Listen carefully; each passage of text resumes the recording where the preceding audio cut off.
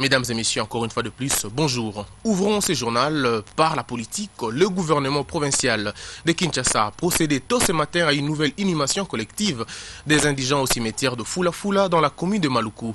Ils étaient au nombre de 178 personnes qui sont portées en terre. Cette fois-ci dans des cercueils apparentant aux sources officielles de l'hôtel de ville de Kinshasa. Cette nouvelle inhumation collective survient au lendemain de celle qui alimente la politique tant de l'opinion nationale qu'internationale que d'aucuns qualifient de la fosse commune, mais nous y reviendrons dans nos prochaines éditions. Au Sénat, les sénateurs examinent le projet de loi portant statut de chef coutumier. Il s'agit d'un texte de loi qui a été envoyé à la commission politique, administrative et juridique pour une étude approfondie. Nous vous proposons de suivre un extrait du rapport PAJ lu par son rapporteur. Suivez. Tel qu'amendé, l'article se lit. Le chef coutumier s'affilie et paye mensuellement ses cotisations à un régime de sécurité sociale et ou à une mutuelle de santé. Article 47. Cet article a été élagué parce que contraire aux dispositions des articles 197 alinéa 5 et 207 de la Constitution. Article 48. Cet article a été élagué parce que la présente loi n'a pas à interférer dans l'organisation et le fonctionnement du Conseil économique et social régi par une loi particulière. Article 49. Pour plus de précision, votre commission a reformulé cet article comme suit.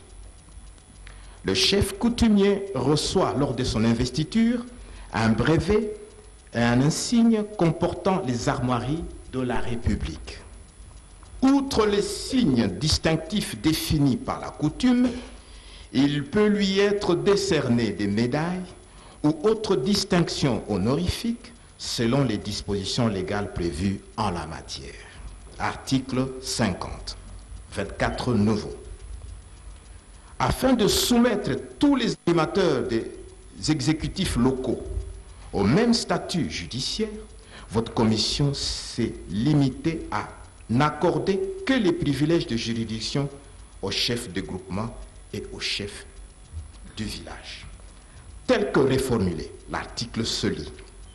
Sans préjudice des dispositions de l'article 221 de la loi organique numéro 08/016 du 7 octobre 2008 portant composition, organisation et fonctionnement des entités territoriales décentralisées et leur rapport avec l'État et les provinces, en ce qui concerne le chef de chefferie, le chef coutumier jouit en matière pénale du privilège de juridiction.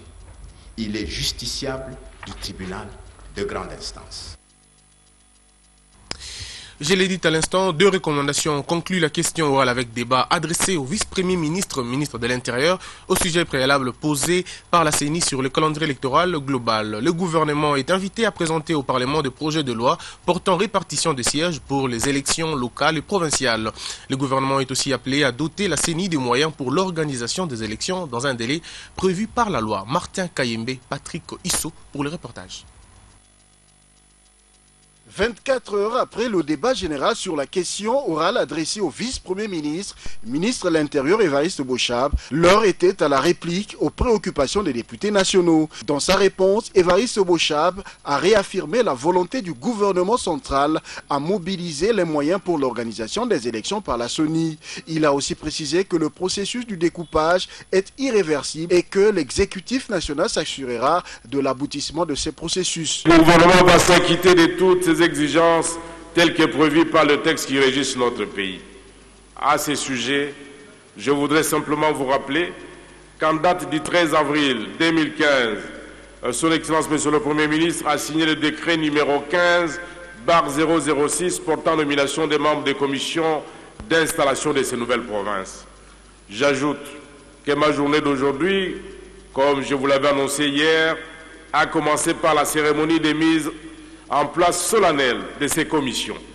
Il n'y a donc pas d'inquiétude que l'installation de nouvelles provinces soit un obstacle au bon cheminement du processus électoral.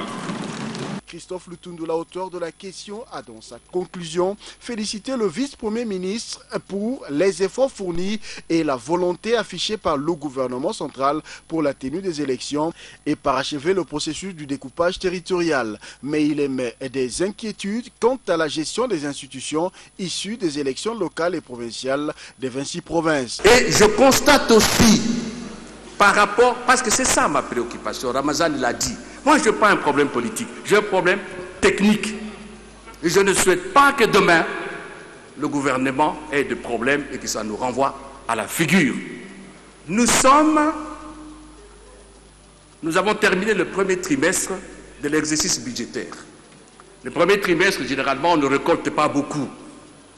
Mais on n'est pas dans les assignations. Je vous ai parlé de prix de recettes de pétroliers producteurs. Les économistes peuvent en dire plus que moi. Et nous attendons, monsieur le vice-premier ministre, où est la loi rectificative du budget? Nous avons voté le budget au mois de décembre. On savait parce que la CENI avait déposé les alternatives au mois de mars l'année passée. Pourquoi nous n'avons pas eu à l'époque les éléments qui nous auraient permis de budgétiser?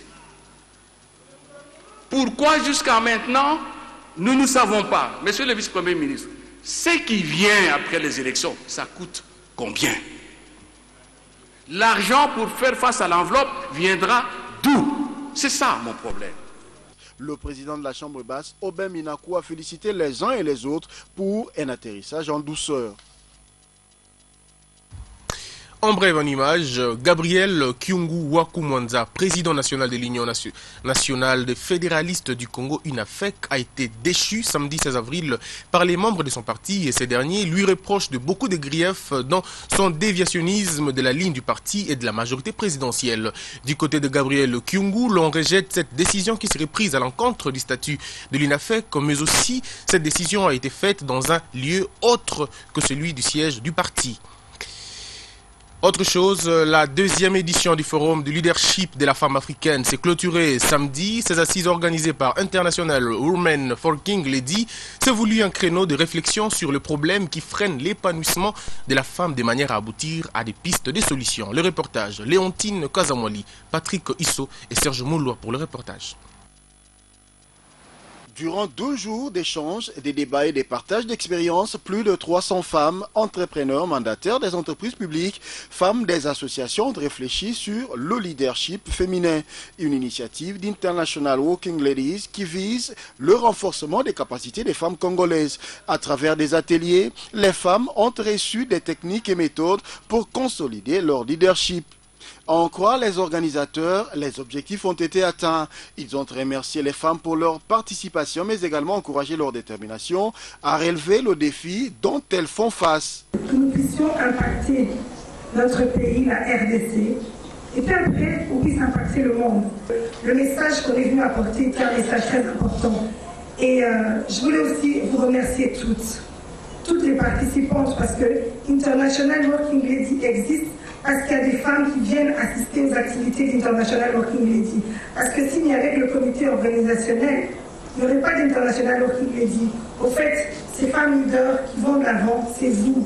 Et si nous sommes là, c'est parce que vous avez décidé de répondre positivement à notre invitation. Du côté des participants, c'est la satisfaction. Pour moi, j'en sors très enrichie parce que ça motive la femme. Et on vous dit, rien n'est impossible. C'est tout simplement à la femme qui pense autant à croire que j'ai adoré cette phrase qui a dit il ne faut pas se faire valoir parce qu'on est, il faut se faire valoir parce que nous valons. Moi, je salue surtout la participation des intervenantes de qualité. Nous avons vu donc, je pense, 2 ou 3 intervenants de l'extérieur. Ces femmes se sont fixées rendez-vous pour la 3e édition au Maroc. Restons dans le dossier de la femme. Les femmes de la Convention de démocrates travaillistes unifiés, CDTU, Kasaï Oriental, ont procédé à la clôture des activités organisées au cours du mois de mars dédiées à la femme. Pour Gisèle Ndaya Lousseba, présidente nationale de CDTU, il était question de réveiller la conscience des femmes, les outiller suffisamment pour qu'elles affrontent les élections et les motiver pour qu'elles arrivent à occuper des places importantes dans les différentes instances de décision. Pafil Kayombo nous en parle. Mobilisée par Alphonsine Lusamba, présidente de la Ligue des femmes de la Convention des démocrates travaillistes unifiés Kasaï oriental, les femmes de la CDTU se sont retrouvées au club MIBA à l'occasion de la clôture des activités organisées au cours du mois de mars dédié à la femme. Peu après, c'est l'entrée de la présidente nationale de la CDTU, Gisèle Ndaya Luseba, qu'accompagnait la ministre provinciale du genre et famille, Suzy Mboyo.